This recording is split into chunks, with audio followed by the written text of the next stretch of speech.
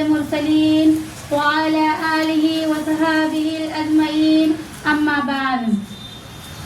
معزز سامعات، آج کی اس پرنور محفل میں میری تقریر کا عنوان ہے اسلام میں عورت کا مقام و مرتبہ. میری عزیز بہنوں، آج یہ سوال ہر ایک کی زبان پر ہے.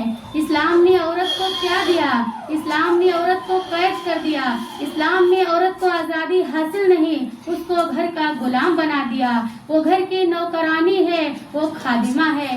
اسلام نے اس کے ساتھ مساوات کا معاملہ نہیں کیا، اس کے حقوق کو تلف کر لیا، اس کو 4 دیواریوں میں قید کر دیا اور مرد کے ماتحت بنا دیا.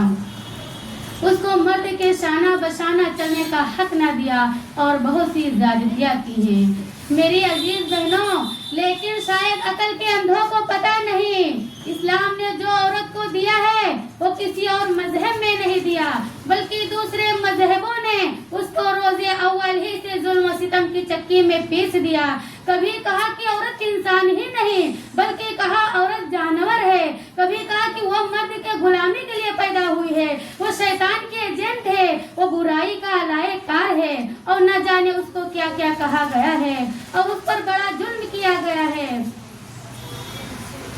اس کو نمائش اور ایڈورٹائزمنٹ کے لیے برہنہ کیا جاتا ہے اور اس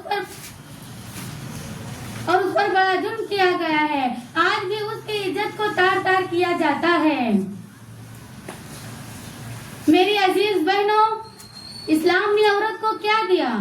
اسلام نے عورت کو حیا کی چادر دی، گھر کی حکمرانی دی.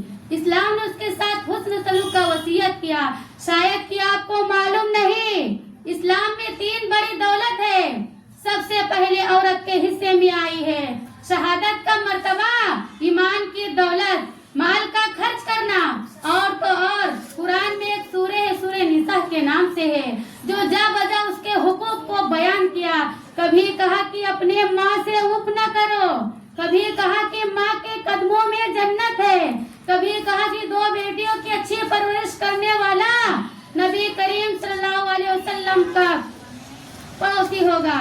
کبھی کہا کہ جب کوئی چیز گھر لاؤ تو پہلے بچی کو دو، بچیوں کو زندہ در غور کرنے کو گناہ عظیم کہا. ایسی بہت سی خوبیاں اسلام نے عورت کو دی.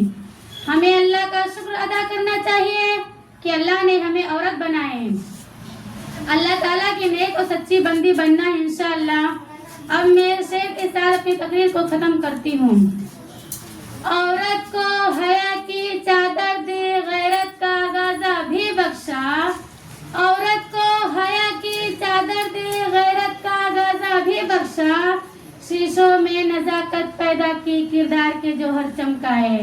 وآخر دعوانا الحمدللہ رب العالمین. السلام علیکم ورحمۃ اللہ وبرکاتہ.